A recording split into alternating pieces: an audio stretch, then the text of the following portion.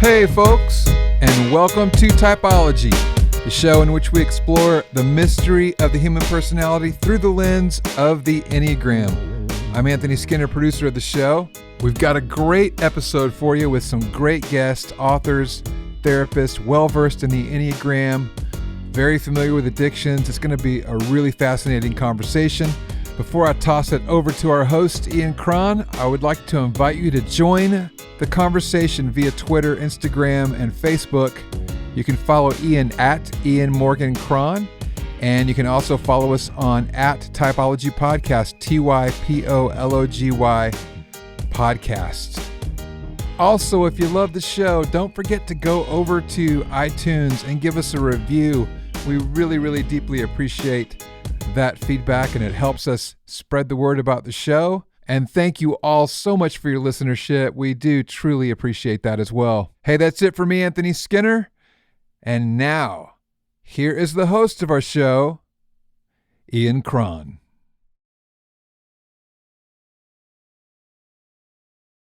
Hello, dear Typology friends. Ian Morgan Cron here. I'm delighted to have two of my favorite people on the planet in the studio with me today. And I guess where I should start is by saying, hi, my name's Ian, and I'm an alcoholic and a drug addict. We would be more comfortable, but yeah. I'll start there. Hi, my name is Ian, and I'm an alcoholic and a drug addict. Hi, Ian. Hi, Ian. Yeah. Let's go around the circle, shall we? I'm David, and I'm an alcoholic. I'm Great. David Hampton. Yeah. And I'm Nate. I'm a recovering sex addict. Great. Anthony, you got anything good? Chocoholic. Yeah. That We'll okay. work on that. In David's line of work, that's called denial. But we'll return to you in a moment. In my line of work, that's good for 9 visits. Let me tell you all about David and Nate, and I could go on forever about them, but for the sake of brevity, David, Yes. you are an incredible musician with a long and storied past here in Nashville. Oh, thank you. And you are now a recovery coach. And Mm-hmm. for people who are unfamiliar with what a recovery coach is, can you just tell them real fast? Because I think it's a fascinating vocation. Yeah, it's a credentialed process that actually has to happen. So you go through probably my process took me a little over a year of study, and you study everything from the brain and addiction to family systems to whatever, very much like a counseling program, but strictly focused on recovery-based things. And so as long as we kind of stay in our lane with coaching, but what that is basically when people believe they might have a problem, which is where we all start. Mm-hmm. You know, I might be drinking too much, but I'm not sure. They usually make a call, or someone makes a call on their behalf, and they come in and we just begin to talk about what's going on in their lives. And our job is not just, a lot of people think coaching is for me to tell you how not to drink or how not to use or how not to act out. You know, they want my 12 best tips, and then we're done, right? Right. And that's a real shock when they realize that what we're asking is not why the behavior, but why the pain, you know, and that when we start to unpack addiction, we start talking about anxiety and shame and trauma and connection disorders and things that we as addicts all know that support that stool of addiction.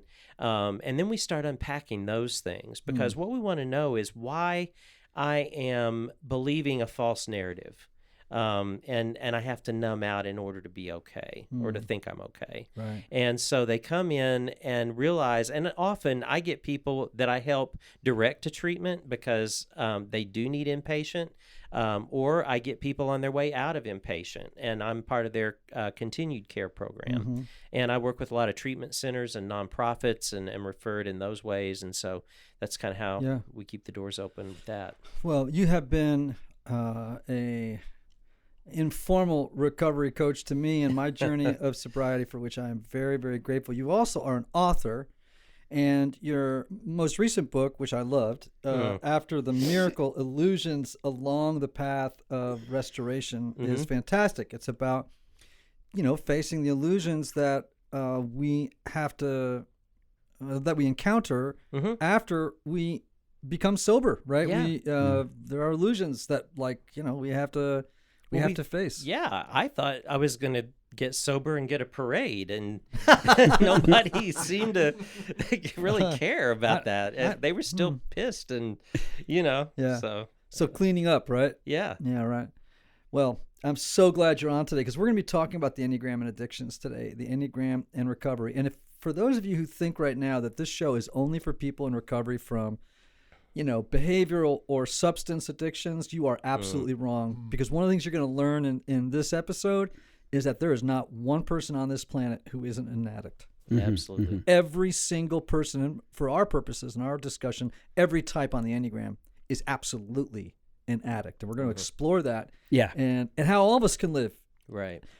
in a more sober way. Now, and before I move to you, Nate, I want to tell everybody about your podcast. The two of you have a podcast that, and I got to be honest with you, I have about 6 or 7 podcasts that I listen to. That's it. And I don't even get to all those, right? Right. I have 2 or 3 that I don't miss. One of them is the Positive Sobriety podcast that you two host. Thank you. It, honestly, that is really one of my favorite podcasts. The two of you together are fantastic. but the topic is so good about how do we live in the world as people who are sober and thinking about it more in a positive way, because for a lot of people the idea of sobriety just seems so glum, so dreary. It's all about not doing something instead of recognizing the joy and the freedom and the wonderful things that come with being free of addictions that are, causing a lot of misery in our lives. Nate, you, in addition to being an amazing podcaster, have a book that rocked people's worlds. You have had an impact on so many people's lives, titled Samson and the Pirate Monks, Calling Men to Authentic Brotherhood, and really, which is a lot about your journey. Yeah, first half of the book is memoir, Right? Yeah. Good. About your journey in the world of sexual addiction. Sure, yeah. In religion and sexual addiction, and how they one kind of flowed into another for me. Oh, boy, yeah. Yeah.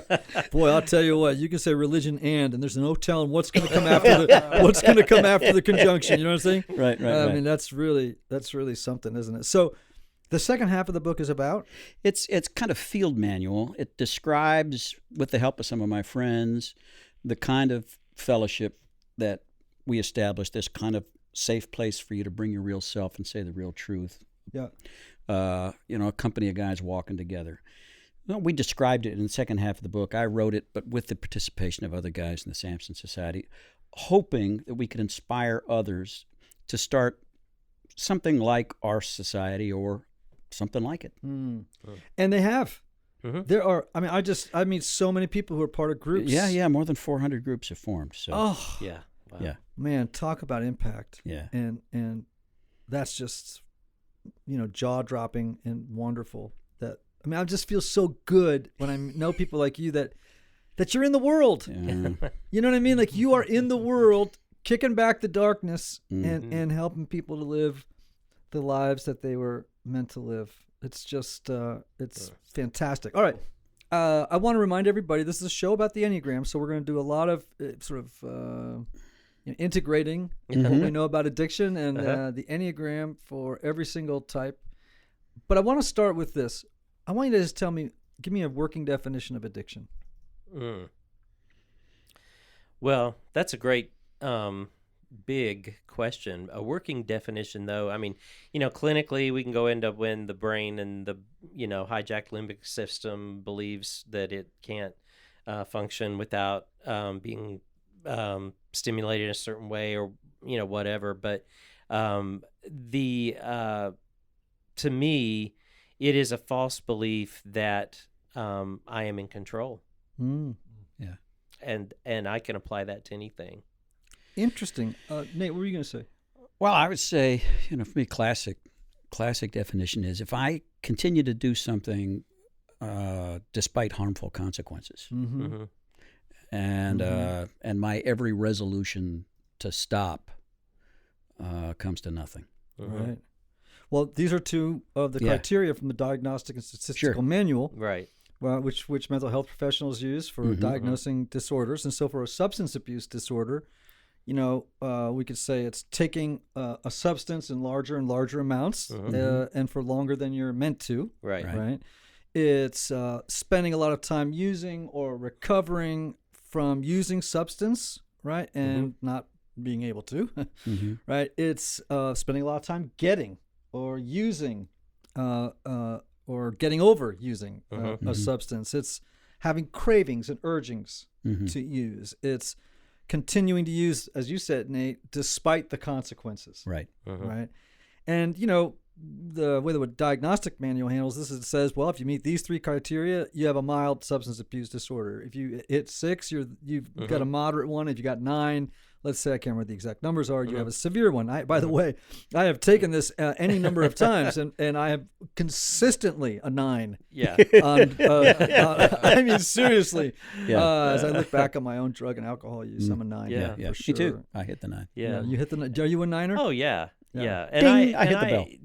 I gave that more general definition too, because, if we are talking to a wide audience who may sit there and go, well, I'm not a drinker and I don't use and I don't act out in these ways. But where do I believe that I actually run the show and that I can't be okay if I don't? Yes. Right. So I would add that to my. Yeah. Yeah. I mean, could we say that addiction is just a maladaptive way of coping with pain? Yeah, I like that a lot. Yeah, absolutely. I mean, it's all pain management. It's all about pain management, right? Yeah. Illegitimate ways of meeting a legitimate need. Yeah. I like that a lot. Yeah. Yeah. Wow. So I guess a question I have for you guys as well is, so now both of you guys are familiar with the Enneagram. David, you're a 9. Yes. The peacemaker. Yes. I was there for your journey of discovering your type. Yes, you were. You were guiding me gently through the process of believing that was true. Yeah. But then I found out aren't I the sweetheart of the Enneagram? You are the sweetheart of the So Enneagram. that made me feel all better. 9s. Yeah. Yeah. Until you're not. Until I'm not. So, and then Nate, you're a 3. I am. The achiever, the performer. Yeah, right? baby. I want to know, based on whatever time you've had as a student of the Enneagram, how has it supported you, if it has, on your journey of sobriety? Oh, that's a very good question. I came to the Enneagram late, but it became apparent to me. I've been now in recovery for 20 years. It became apparent very early on that not everybody reacts to or accepts or seeks guidance in a 12-step recovery, for example. That's where I got sober, was in 12-step recovery. Not everybody accepts guidance in the same way. And it seemed to me that some of my sponsors, when they treated me the way their sponsor had treated them, they didn't get the desired result. Yeah. I needed a very, I don't know whether it's my, I need to be an achiever, and I needed somebody to kind of see that and call me out on it. Otherwise, I was just going to spend my time being the star of the show, setting the land speed record for recovery. I was not going to be honest. I just wanted to get the gold star. I was going to rush to the head of the line. I was going to embellish my story. Yeah. I told you the story, I think, once about the pastor who came into AA, and he was a 3 on the Enneagram, and he was just a superstar. He had a big, huge church, the whole thing, and of course, 3s have a need to succeed, to appear successful, and to avoid failure at all costs. Well, avoiding failure at all costs does not include having your name in the police blotter for a DWI. Right. So he loses his job. He has a great big fall. He's devastated, and of course, 3s are people who have this remarkable ability to turn failure into success, because of course they equate success with love. Sure. Right. And so within 2 weeks, I'm telling you, he was the most achieved Right. recovering alcoholic in the room. Yeah. People listened to every word he said because it was brilliant. Right. Yeah. And I thought they were going to make him the facilitator of the group, Yeah, right, the head of the group, because it was like he was fantastic as a recovering alcoholic. He turned into a star, a rock star in the recovery world. And I thought to myself, if he'd had a good sponsor, that person would have said, "You may not talk for 6 months. Yeah. Mm-hmm. Yeah. All you can do is sit here and listen. You Yeah. may not say a word." Yeah. Mm-hmm. I walked into those first rooms, listened for 15, 20 minutes, and I thought, well, hell, I am leadership material. Yes. Yes. These people are sick. Yeah.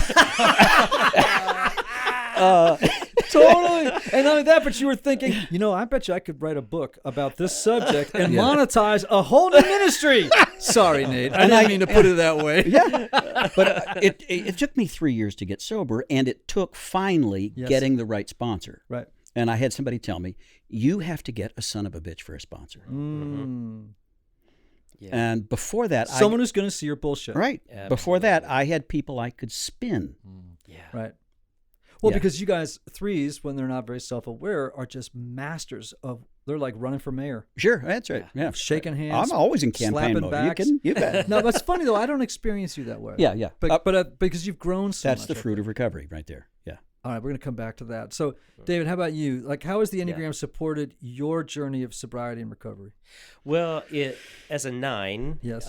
It helped me understand my conflict avoidant nature, but it also it helped me connect some dots with what I was drinking at, as bad as that grammar is. Okay, let's just But, stop for a second, because I love what you just said. What I was drinking at. Mm-hmm. Yeah. Now, we could say what I was eating at or not eating at. Right. What was I, The love withholding and everything else at. Yeah, yeah. whatever. Yeah. Whatever yeah. compulsive behavior that people have, right? We're doing it at something. Sure. Yeah. Right? Continue, though. I think that's fantastic. Well, because I didn't know how to confront, or it wasn't okay. It wasn't legal to confront, Right.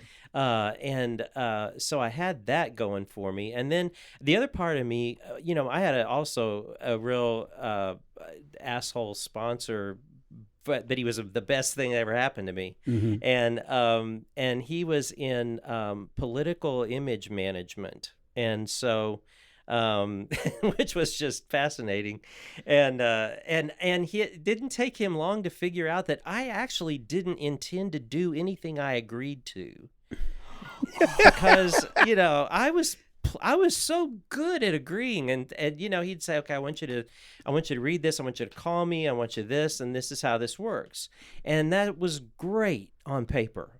I would say, yeah, I'll do that. That's good. That's great. I'm in. And then I knew when I said it, I was not going to do it. But then I found out as a 9, I tend to probably fit into that. Totally, because what 9s do is, of course, disagreeing or voicing your refusal would cause conflict. Yeah. And so 9s, there's a little bit of that passive aggressiveness there, right? It's that, I'm listening to you. You will not be able to see me register disagreement. Yeah. But trust me, behind these eyes, I have decided I am not doing this, but I'm smiling and looking at you like, maybe I will. Or maybe, and so, or a lot of times 9s just simply aren't listening. Yeah. They've checked out. Yeah. He got my attention when the first time I met him, that, and I talk a little bit about this in the book, but he talks about, do you want to be sober? Do you want to be well, really? And I'm like, yeah, I want to quit drinking. I can't keep doing this. This is not ending well. This is, bad stuff's going on. And he's like, that's not what I asked. He said, I asked if you want to be sober. If all you want is to stop drinking, I can't help you. But if you want to be sober, which is examining all the uncharted territory in your emotional self and your belief systems, and we can put everything on the table from Jesus to your marriage and look at it and sift through it and look at your motivations and look where you're manipulating people. If you'll do that, then we can do something. And so, and that I agreed to. And I still don't know why. It's called grace. Yeah, exactly. Right? It's called grace. Now, so Nate, let me ask you a question, because we keep throwing this word sober around. Right. and recovery. And we're making the assumption that people who have not spent time in 12-step rooms know what that means. I think most people would say it's abstinence, right? But it means so much more than abstinence, right? So can you just help people understand what sobriety means? Sobriety, to me, mostly means being awake and present in my own life. But because I spent so many years, first of all, committed to feeling good and committed to avoiding pain at all cost. That meant shoving a lot of pain into my unconscious, just out of awareness. And I found ways to manage my mood with, using an instrument attached to my body. So, well, that's good because that way you don't have to go out to the liquor store late at night, do you? Yeah, David, I know a little bit about those midnight. Saturday night runs. Saturday night runs before church the next morning. Right. Yeah. And when the internet came along, with all that free porn and stuff, in the privacy and anonymity of my own home, it was perfect. Oh, man. But to be able now just to live life on life's terms, find joy, but not have to have joy at every moment, right? To have the courage to face disappointment and pain, to live through it, and to actually, show up for an entire 12 hours. I spent my sexual acting out, I now understand, was dissociative behavior. So I spent the best, most of 20 years in a dissociated state most of the time. Right. And that's my great regret. Yes. Yeah. My kids were growing up and, Yeah. And you were only half there. I was only half there, at best. Yeah. For me, in my journey, I can remember saying at one of my first AA meetings, I'd never met a feeling I didn't want to change. Yeah, there you go. And I either wanted to make it bigger or I wanted to make it go away. So anything, a stimulant, right, what we might call an arousal addiction, right? Cocaine, speed, anything like that. Oh, God, give me more. Something that makes me feel powerful and alive and big and, everything is shimmery and shiny, right? And fantastic. Or I want to take, so many benzodiazepines that I won't wake up for 2 days. And, this is very 4 behavior. So we're going to jump into the Enneagram here. This is 4 stuff, right? We are our feelings. And so what happens is we what was I doing? I was trying to be at the helm of my feelings. I was stuffing the ones I didn't want to have and inflating or narcotizing the ones I did want to have. Right. Or, kind of, I should say, stimulating the ones I wanted to have, narcotizing the ones I did not want to have. And there, to your point, David, is like that's about control. Yeah. And how do I control it? And what's interesting for me, and I don't know if other people have this experience. People talk about control drinkers. Which is a strange thing to say. It took me a long time to realize that. When we say in the first step, admitted that our lives were unmanageable, right? To me. Yeah, I never got fired. You didn't either. I mean, we seemed to manage our lives, though we were crazy behind closed doors. But I would say that, admitted I was powerless over alcohol and drugs, and my life had become intolerable. Yeah. It was intolerable. Right. That was the thing that got me eventually. Yeah. I couldn't live in my own skin. I couldn't live in my own skin. We're going to come back and talk Enneagram and addictions. Before we do, though, I'm going to jump to an ad real fast. So put on your seatbelts. Do a couple of, jumping jacks and get ready because we're going to jump into the addictions every type has to face on the Enneagram. And I think it's going to be tremendously helpful. All right. So everybody, I want to talk to you about my friend Michael Kuzak at restoringthesoul.com, right? Nate, you know Mike. I do. He's a good brother. And David, you know Michael Kuzak? I have met him, yes. Fantastic human being. Michael's a counselor in Denver, Colorado. He runs Restoring the Soul for the past 20 years. People have been going to this remarkable program where you can spend 1 week to 2 week blocks in intensive counseling with Mike, half-day blocks, let's say. This is where you get to do super deep work because oftentimes people can't get enough work done on a weekly 50-minute session, during they really need an immersion. It's almost like rehab, right? You can't go to one meeting a week. Sometimes you got to start by having an intensive, and this is an intensive. And I cannot commend his work to people enough. He's particularly good around sexual addictions. Oh, yeah. People with sexual addictions. You need to go to restoringthesoul.com, check out Michael's work. You can even call him at 303-932-9777 and just get a free consultation with Mike himself. He will pick up and speak to you about coming out to visit with him. Or you can also go to restoringthesoul.com/typology, and what you'll find is a PDF called 5 Ways Unaddressed Trauma is Affecting Your Relationships, and that's a freebie for our typology listeners. So everyone be sure to check that out. And folks, one of the most common questions I hear about the Enneagram is, how do I use it? Because here's the deal. Knowing what to do once you know your type, well, frankly, it's kind of a mystery to most people. So that's why I've partnered with Integrative Enneagram Solutions to offer you the IEQ9 assessment. In less than 45 minutes, this assessment can give you all the information you need to understand the Enneagram and how to use it in your daily life. Not only does it give you the most accurate results available regarding your core number, but it also includes the most comprehensive information about your specific type, all in one place. The IEQ9 report includes your typical patterns of thinking, feeling, and acting, your blind spots, your strengths and positive qualities, a complete picture of your current level of stress, how to work effectively with other Enneagram types, and development exercises you can immediately put into practice in real-world scenarios. So, if you want to know why you do what you do and who you were uniquely created to be, the IEQ9 will save you time, and it'll get you started on a path to greater self-knowledge. It's available now at ianmorgancron.com/assessment.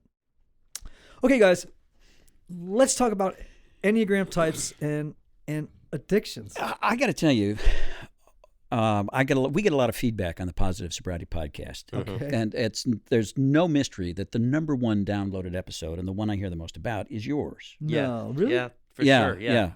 And, Continue. And you took us by surprise. I mean, I lobbed you a softball, but I did not expect you to put it out of the park. Mm-hmm. And I didn't give you a warning about it either. I just said, how exactly do we pitch that? It was kind of like,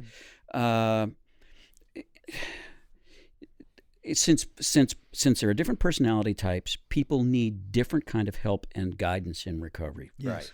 What do the different types need? Yeah. Mm. And man, you just riffed on that in ways it was awesome. that continue to stimulate conversation, discussion around the country. Wow, that's fantastic. Yeah. I'm so glad to hear it. Yeah. Well, are you asking me that question? I now? Is am, that- yeah. Yeah. Wow, okay. Do it again. If you can remember, I don't know that you can remember what you said, but you killed it. Well, let me just say this about addictions. Again, Yeah. I want to underscore for people that everybody's an addict. Mm-hmm.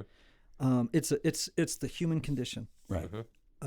All of us have ways, in fact, multiple ways. No one has just one addiction. You may have a primary addiction, but we really are a seething cauldron of, Yes. of addictions, Yeah. right? Yeah. And ways of dealing with pain. And some of it's based in, our neurobiology, right? Mm-hmm. Loops. We can recommend tons of books about what we're discovering now about how the mind works and the arousal centers of the brain and how addictions can get set up. And we all have them. Mm-hmm. Right? We all have them. It's interesting. I think one of the things that makes Jesus so interesting is there's no addictions. Mm-hmm. You really, he has no addictions, Mm-hmm. right? And so it just makes him gives him a funny, interesting shimmer, Right. when I'm around his words, right? Yeah, yeah, and yeah. his presence in my own life. And so, I think, first of all, I think every type on the Enneagram has its own particular addiction. So let's put it this way. Ones have an addiction, a compulsive need to perfect themselves, others in the world. It's a compulsion. Mm-hmm. I mean, listen, tell them stop. See how that goes. Yeah. You know how we do that in alcoholism? It's like, well, Yeah. tell you what, if you're not sure you're an alcoholic, just stop drinking. Yeah. Call me back in 2 weeks. Let's see how it's going. You know what I'm saying? And they'll be like, I'm not an alcoholic. I say, okay, come back in 2 weeks. Let me know how you're doing. Yeah, And yeah, if yeah. they come back and they're like, well, I had a DWI, and you just like, well, okay, I think we got something to talk about then. Yeah, right? yeah, yeah. Twos have an addiction, a compulsive need to meet the needs of other people. They sort of have a codependent quality, right? Mm-hmm. And so really it's compulsive. It's reflexive. Yeah. And when they stop it, I'm telling you, this is true for every type, they're going to have to face pain. Right. Mm-hmm. And that's how you know. Yeah. Mm-hmm. I oftentimes ask people, what emotion would you have to feel if you dropped the storyline of your type? Ooh. What feeling would you have to feel? Mm-hmm. And you know, most people come up blank. Yeah. But I tell them, well, I can't say for sure what it might be. I can make some guesses. Mm-hmm. But there is something down there Mm-hmm. that you don't want to feel. For threes, it's a compulsive need to succeed or to appear successful. For fours, it's a compulsive need to feel special or to appear special and unique. For fives, it would be a compulsive need to gather information and to understand things. For sixes, it would be to feel safe and secure. It's compulsive, right? Mm-hmm. It's compulsive. It has an addictive quality. For sevens, it would be to escape, pain and unpleasant feelings through planning and having exciting experiences and fascinating ideas and thrilling to them, right? Mm-hmm. For eights, it would be an addiction around needing to assert power and strength over the environment and other people in order to mask weakness and vulnerability. And for nines, right, Mm-hmm. it would be a compulsive need to maintain a sense of inner peace and tranquility Mm-hmm. by, among other things, avoiding conflict Yeah. at all costs. Aren't these things compulsive? Oh yeah. They are. So what does sobriety look like for each of them? That was the question I asked. Mm-hmm. That was the one What that really, does sobriety look like? that's what brought out the gold, was that question. I remember. Yeah, wow. Well, yeah, so how do you become a recovering 1 or 2 or Yeah. 5 or 6, right? Yeah. How do you get over the compulsive need? Listen, here's what I always say about, let's dip into spirituality. I don't Okay. take it for granted that everyone who listens to the show is a Christian, nor is it a prerequisite. Sure. Right? It's just interest in the Enneagram personality. Right. But the three of us would identify as Jesus people of different stripes, but whatever. I think that the moment you start to feel inner constriction or bondage, right? Something binding you, locking you, Right. The room's getting smaller, Uh-huh. not bigger. Then God's not involved.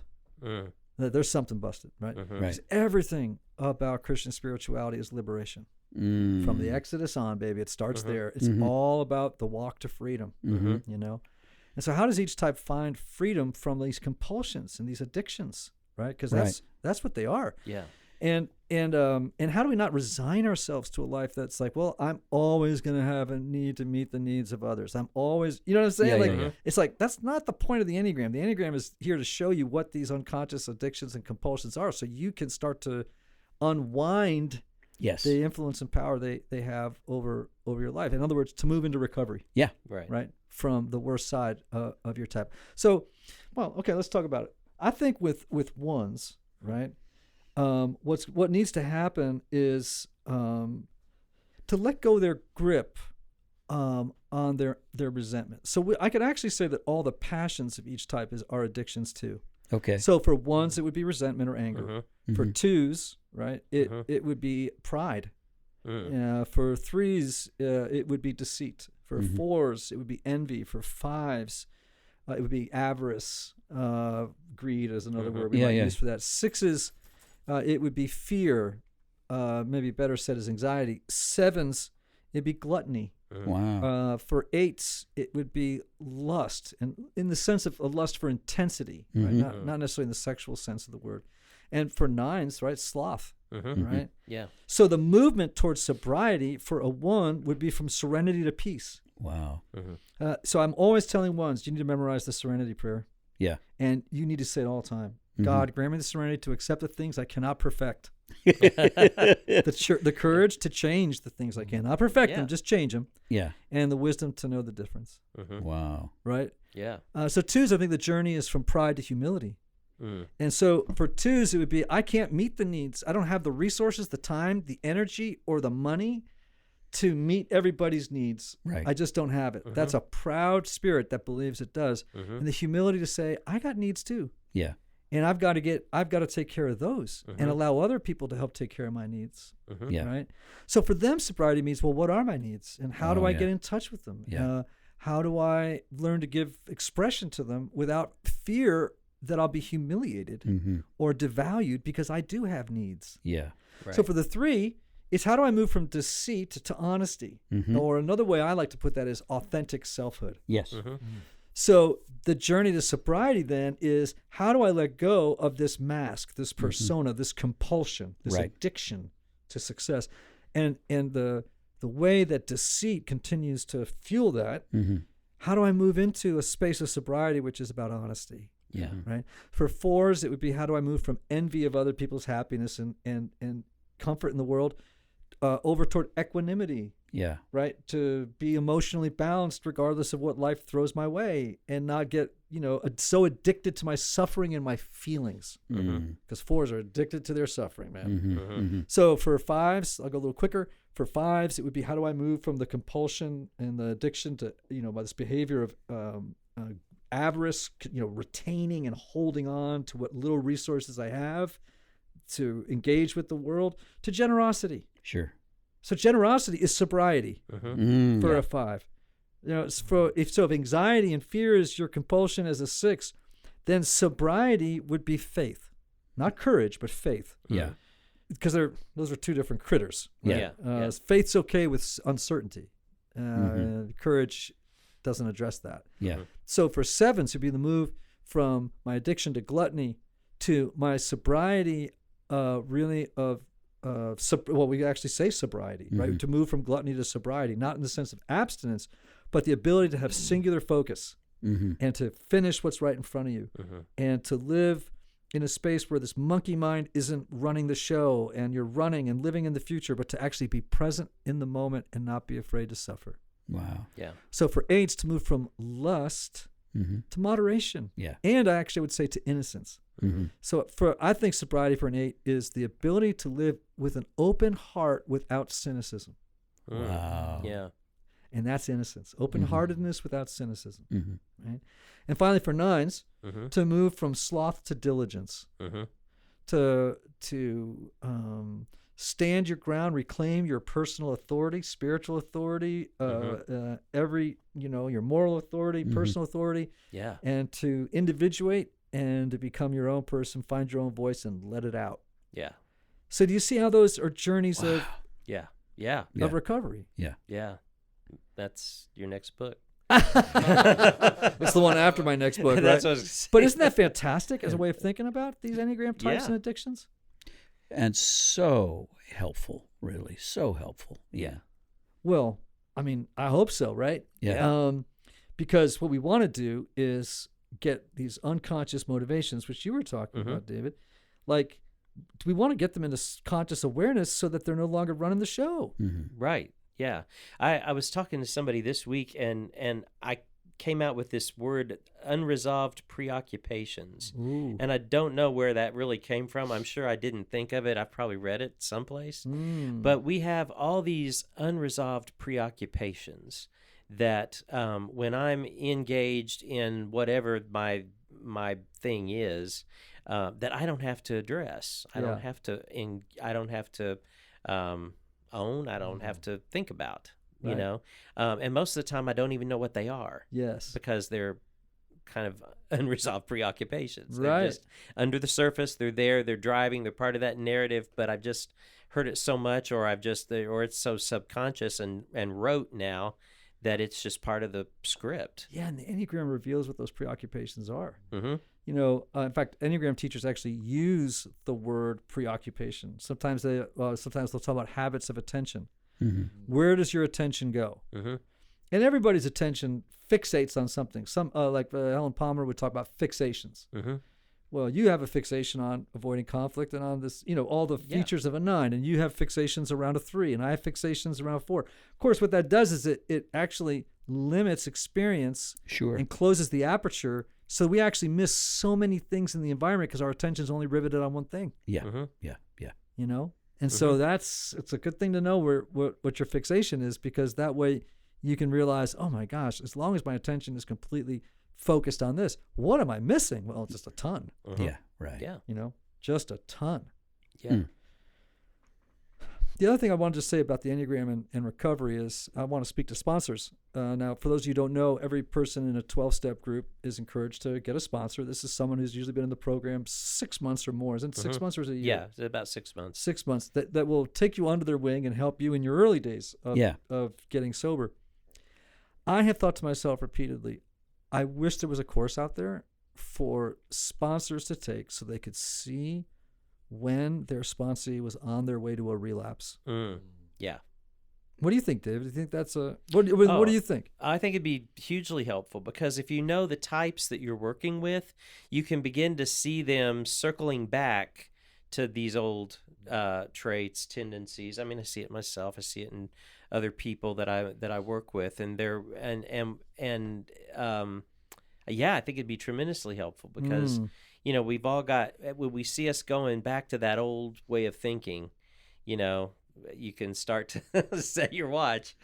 Set your watch. Right, call the liquor store. Tell them you're coming. That's right. With a big cardboard box. Stock up, baby. I always joke that Bacardi laid people off when I got sober. That's hysterical. But that's another story. But yeah, absolutely. I think that was that your drink of choice? Yeah, rum and Diet Coke. And here's the addict mind for you, Ian, in case you aren't acquainted with it. I chose Diet Coke because it was healthier. It had less sugar, and never mind that Bacardi rum is made from sugar cane. And I drank a whole glass and then poured a little Diet Coke in to give it color so no one would give me a hard time. But anyway, gosh. Yeah, it was healthier. How many times in an AA meeting? How many times in an AA meeting have you heard someone talk about pouring whiskey into milk? I've heard it about 5 times. Yeah. It's beautiful what we'll do. It curdles, but at least you're drinking something with calcium. Well, it only curdles if you leave it in the glass long enough. No self-respecting alcoholic would really ever let a glass sit that long. No, that's alcohol abuse. Yeah, that's right. Exactly. One of the things that we're modeling for people right now, I hope, is that we're laughing. Yeah. Yeah. We are all screwed up. Yeah. It's so freeing to be able to say, you know what, I'm a mess. Yeah. And I need help. Mm-hmm. I need community. Mm-hmm. And I need a sense of humor. And I hope that as people work with the Enneagram, that they don't get this kind of dreary, kind of what I would call sort of glum introspection and I've got so much work to do. Blah, blah. You know what I'm saying? Yeah. Sometimes I hear that in people and it's like, no. I mean, this is a journey that does require serious effort and attention, and there is a lot at stake if you don't take this journey. But, man, I hope there's a lot of laughter. Yeah. I hope you can, because I just think, let me ask you guys a question. When I say the word acceptance, what does it mean to you, Nate? Of acceptance? Yeah. Wow. To me, that's such a freeing word, just to relax, take my defenses down. Right. And accept what is. Yeah. It was that life on life's terms thing you said earlier, right? Yeah. I just think acceptance is one of the most powerful spiritual. It's a gift. You can't manufacture it. But on another level, you can set the table for it. Right. Yeah. And increase the probability that it'll show up as a guest. Yeah. Right. But really, David, to you, what is acceptance? This is a great question because I think Nate gave such a great answer. And when don't merge with it. Yeah, I'll try to. Yeah, I know. Oh shoot! There goes my tricks.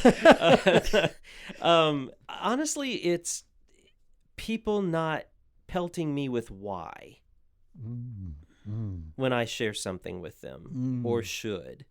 It is, when someone extends you acceptance, they go, okay. Yeah. Okay. Let's go with that. Yeah. Yeah, You it's know? interesting. When I came in, one of the things I said to you two guys before we started recording was, I love being with you because I know I could admit anything and Yeah. not feel bad. Mhm. Because I know I'm in a room with other people who are self-aware enough to say, there is nothing pretty much you could say that I can't empathize with, Right. because I am as broken, no more and no less than you are. Right. Yeah. Yeah. And just that, so what does that do? It creates an environment of acceptance. You can, it's humid. You can feel it in the air, right? So here's one thing I think that every Enneagram type should maybe consider doing. We've done it on my porch, Anthony, David. I think you've been. Yeah, I've been at Nate, your porch. You've Yeah. been. I When I've have, had guys I on the have, porch, yeah. right? And Yeah. we have 5 or 6 guys get together. A couple of them have been intentional Enneagram gatherings. So myself, Matthew Perryman Jones, Don Chaffer, a few other 4s on the Enneagram have gotten on my porch with. They drink bourbon, I watch, and we all smoke cigars and talk about our struggles and our victories, our challenges and our joy about being 4s. Right. And see, because I think, like anything else in life, the best way to do the Enneagram to really experience transformation is do it in community. Yeah. And I've not heard that talked about much. Yeah. It's all about personal work. It's like, well, okay, it's personal work you got to do with each other. Right. Because unless you can talk about the things that are broken Yeah. in your life and the things that are beautiful, Yeah. or maybe you can't see what's beautiful and you require someone across the room Yeah. to point it out, it has to be done together, you know? And this is where the Enneagram has been very helpful to me as well. It's helped me to be more accepting of other people because I can understand more clearly what their motivations are. I would say instinctively for years, I wanted to, if I met a 1, I wanted to shoot him on sight. Oh my! Everyone has a number, by the way, that they can just point out and say, "This is a type that I really struggle with." Yeah. This perfectionist person, who's always going to, they're You know going what to that be a is, don't- relentless critic, and Yes. right? Mm-hmm. They're going to call me on my stuff, and Right. and I'm not going to be able to satisfy this person. Yeah. Now to see what's going on makes it, and to see the struggle behind the behavior Right. Yeah. Right. makes it easier for me to embrace a 1. Yes. And Yeah. lovingly, if you have enough relational capital with them, to say, "Hey, I'm picking this up. How can I help?" Yeah. Right. Yeah. And so I agree 100%. Dave, what do you think about this whole idea of the Enneagram and community, doing work in community?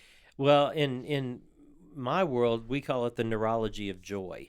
Ooh, now we're talking. Yeah, Come on. bring it. because that's what we experience when we're laughing at ourselves. Basically, Yes. it's not because everybody would join us in that knew us in Right. those stages, but that neurology of joy is connection, and that's Yes. where we get the empathetic witnesses to our pain, Mm. and it's where we experience joy in community, and we enjoy each other, and become safe.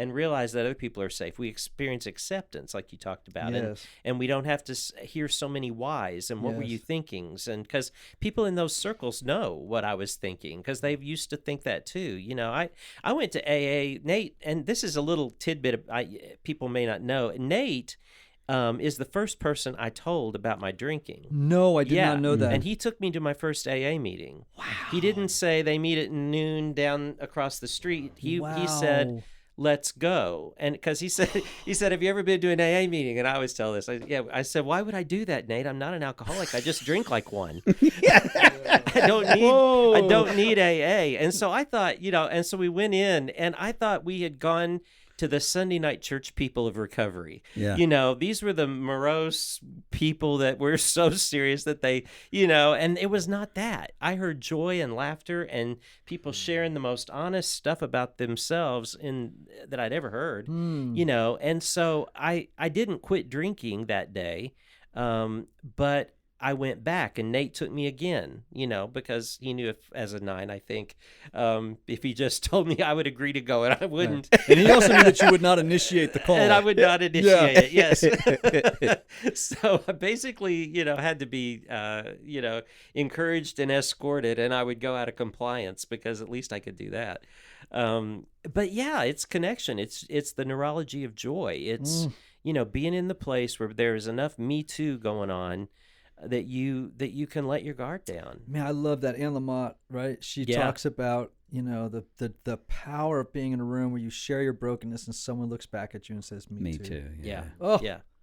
gosh. Yeah. And, when we arrive at these rooms in AA or SA or wherever it may be, and people look at us and say, me too, it's like, because there's nothing worse than believing that you suffer alone. Yeah. Oh, yeah.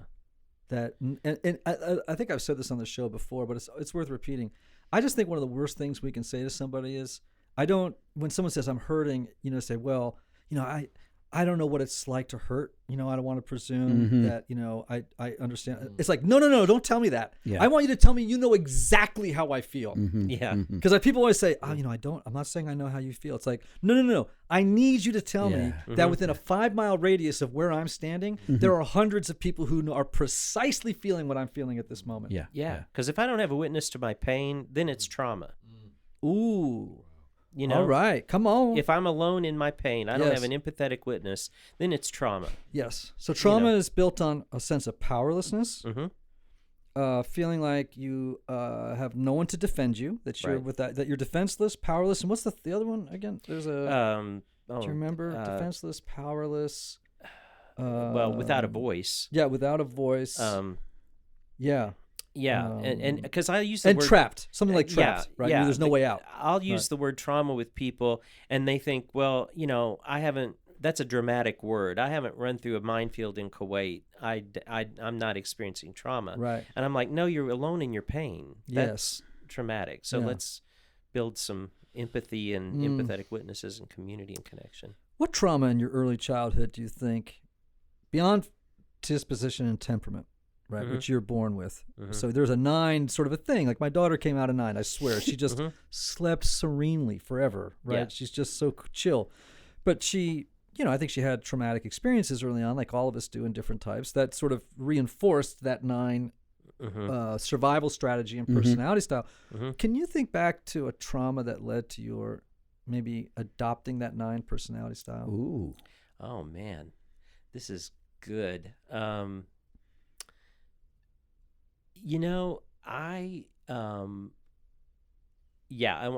trying to think how to make this brief. I'm not trying to think of one. I'm trying to how to make it brief enough. I grew up in 2 different worlds.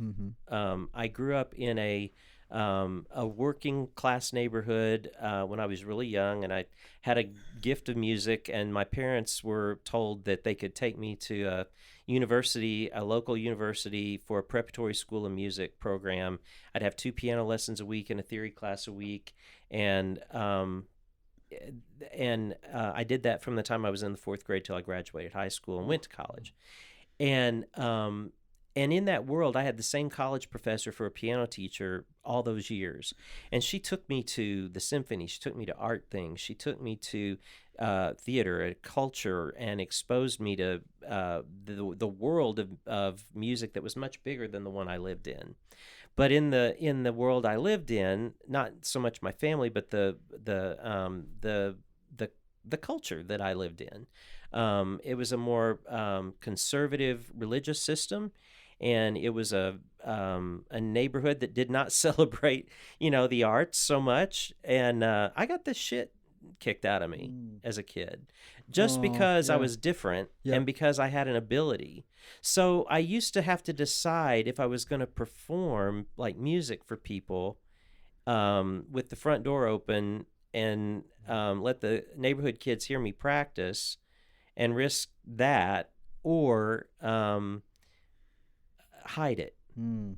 And it brings back a lot of memories. But anyway, the thing that it did was I had to learn to negotiate. Yes. Myself. Yes. Not just my exposure as a person that was different. Yeah. But I had to learn to negotiate myself. And so anyway, I don't know if I answered your question, but I think it's really up. important, because I think bullying is a topic we should do on the show one day. Yeah. Types in bullying. Bullying is a terrible, terrible thing for a child. And I think one of the things a 9 can learn in that kind of an environment is learned helplessness. Mm-hmm. It's like, because you're a gentle soul, you're not a, you're a lover, not a fighter, and right? I Yeah, mean, and that's you're not true. by nature an aggressive No. person, and so, you learn to, and I would imagine maybe this is possible too. I mean, if you've got someone leading you around everywhere, and probably not asking you, do you want to do this? Mm-hmm. It's like, you may have, you may not have, but no one's actually listening to you. What do you want? Right. And you, after a while, you may forget what you want. Yeah. Well, no, that very much happened, and drinking helped. Yep. Really. Tell me about that.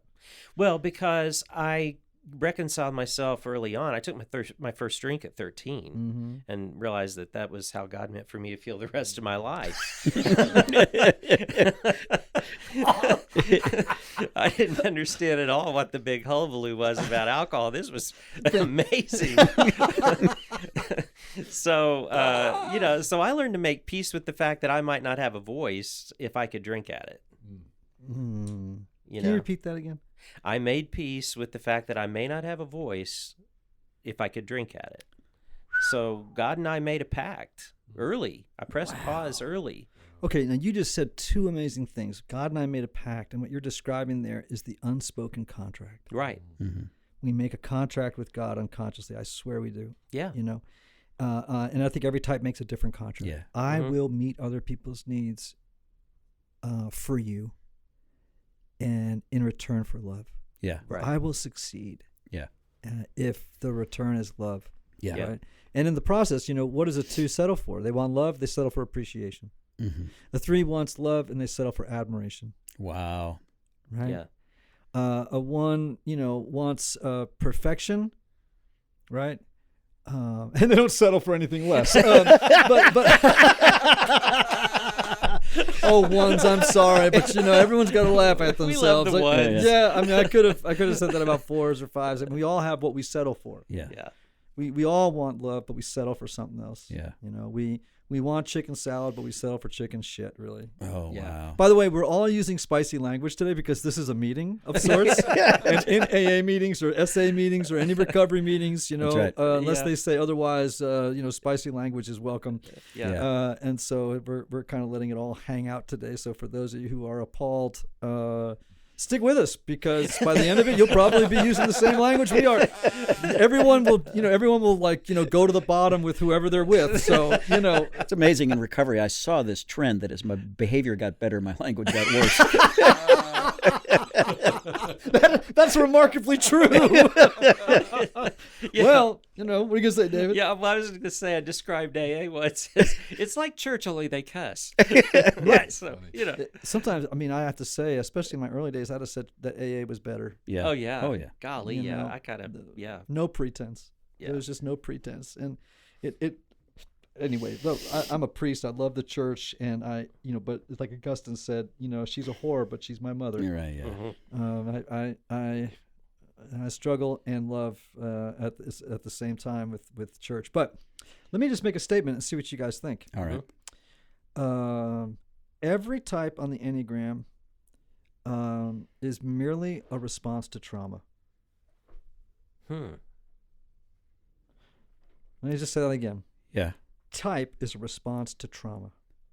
Mm-hmm. What do you think? I think that flies. Yeah. Especially if we understand trauma in the broadest terms. I love the way Michael Kuzak talks about Yes, trauma. go ahead, tell him. To say that, it's funny, in the intake forms for, if you go to one of his intensives, lots and lots of personal questions. And he wants to know about trauma. And he says that 85% of the people who apply cross out the trauma section and say, does not apply. Ooh, that's Wow. interesting, isn't it? So part of what Michael has got to educate us in is what he calls wounds of absence. So he says that as children, we have a need, as infants, a need to be seen, a need to be soothed, a need to be safe, a need to be secure. Yes. And if those needs aren't met, Yes. Mm-hmm. that's trauma, Right. and we are now going to have to find a way to compensate. Mm-hmm. Yep. Mm-hmm. There we go. Oh my gosh, David, what do you think? Because I got popcorn going off in my head, but I want to hear from you. Yeah, David. I think it goes back to what you say about the types and the traits not being about the the traits, but about the motivation. Mm-hmm. And so definitely the motivation is to cope with either unrecognized or recognized trauma. Yeah. Mm-hmm. So interestingly, we all have three basic, very, very basic needs as children and as adults, right? Right. One is for esteem and approval. Yeah. Another is for safety and security. Mm-hmm. And I'd say the other is actually for control and power. Mm-hmm. And in the positive sense of the word. I mean, children need to know that if they cry, mom comes. Right. Sure. They need to know that, so they have power, they have control, right? They let me put it this way, maybe the ability to impact the environment, Right. and that the environment will respond. That's a need. Sure. It's a basic human need. We all have all three of those. Mm-hmm. Now, for 8s, 9s, and 1s, it's all about this whole issue around power and control. Yeah. For 5s, 6s, and 7s, it's around fear and so it's all about security and safety. And for 2s, 3s, and 4s, it's all about esteem and approval. Oh. So my thesis is that whichever of those you experienced, real or perceived, the greatest deficit, right, the greatest absence of, Right. you will more likely gravitate toward one of those three types. If the disposition and the experience all align, that's where you're heading. Right. Right. And so and that's trauma. If you experience the absence, as you were mentioning earlier, or when you were with Michael, that we probably have a dominant experience of loss or absence in one of those areas, one of those three areas. And so part of our work is for a 5, 6, and 7 is, how do I deal with the real or perceived deficiency of security and safety in my life? For an 8, 9, or 1, control and power. Like, how do I, as a 9, deal with my sense of powerlessness? Right. As an 8, how do I deal with my overinflated need for power? As a 1, how do I stop internalizing and directing the power and control over myself? Because it's all for them. It's all about controlling the instincts. Right. For the 8s, it's about not controlling them enough. For the 9s, it's about getting back in touch with them. Yeah. So it's about I think going back to the word trauma, the three sort of hallmark features are powerlessness, the feeling of helplessness, and the threat of harm. Yeah. Those three, I think, are the ones that create the triangle of trauma. So real or perceived, they're both very powerful, and all of us carry trauma. Yes. Yeah. And these addictions of ours, or these compulsions of our types, are ways of dealing with those three things. Anthony, what were they again? Hold that up, because you were actually helping me with that. You were just sort of cueing me. Sure. Powerlessness, helplessness, and the threat of harm. Yeah. Powerlessness, helplessness, and the threat of harm. There's another two that there are two psychological things that happen to us in childhood. 3, actually, but 2 in particular. One is overwhelmment, which is doesn't exist in the language except in the literature of psychology, but the feeling of being overwhelmed by the world. Another one is neglect, which is not having practical essential needs met, and the other one is abandonment. Yeah. And all three of those are traumas that we experience growing up. Some more, and some people get it more than others, right? And some fair, but some people got steeper staircases to climb. It's just how it is. Wow, we could go on forever, couldn't we? We could. Oh, man. Yeah. And I swear to gosh, I could be with you guys all day and just, I'm not kidding you, man. Like, you're two of those people in my life where I'm like, I just do not tire of being with you. And I just think that's a testimony to the fact that you are remarkable human beings who radiate love, compassion, brokenness in a way that's positive. I want to tell everybody, whether you perceive yourself as an addict or not, you have to listen to the Positive Sobriety podcast. Oh, thanks for that. It is wonderful. Oh, there are so many interviews I love on that show. Stephen Lloyd I loved. Russ Taff was fantastic. Oh, we were very grateful to get him to talk to us. Yeah, I mean, there are just so many great guests who have been on that show.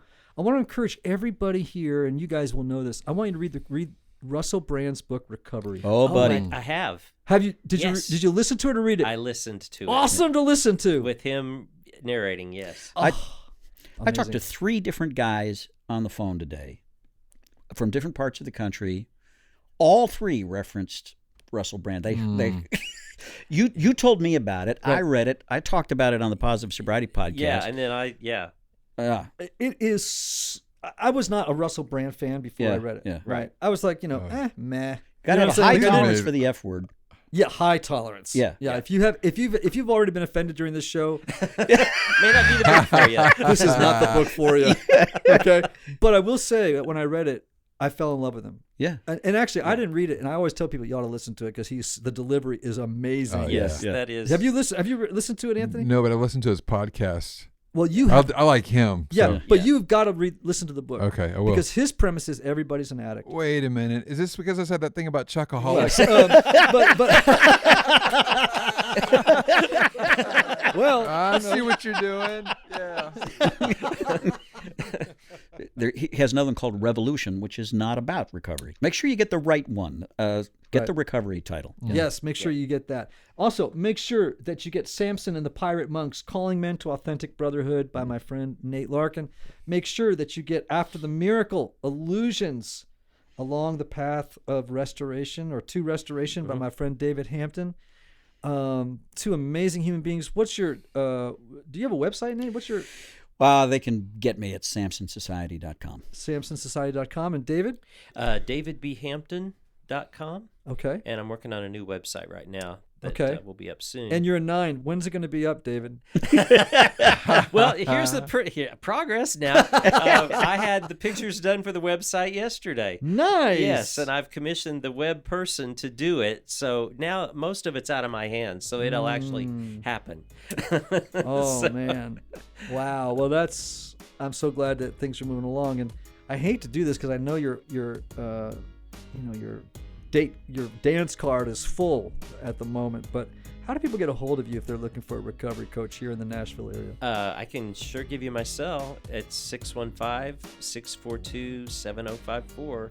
And like Michael Kuzak, I will answer and talk to you myself. Whoa, we will man. come in. You just gave out your cell number. You're the know. only person other than Bob Goff that I know who would just publicly give out their cell phone I know. number. I don't, but you got to sometimes take a risk. There you go. Plus, you can always change it. Yeah, that's right. I can always block them. Yeah.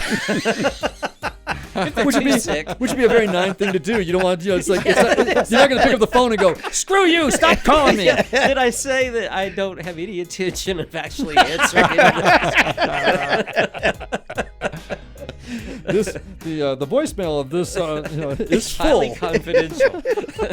Yeah, so confidential. I'm not going to listen to it. Right. But guys, thank you for sharing your lives with the world and with us. And Typology listeners, man, I hope you had the same fun that I had during this episode and the enrichment that I experienced. And remember the words of the great Oscar Wilde: "Be yourself. Everyone else is already taken."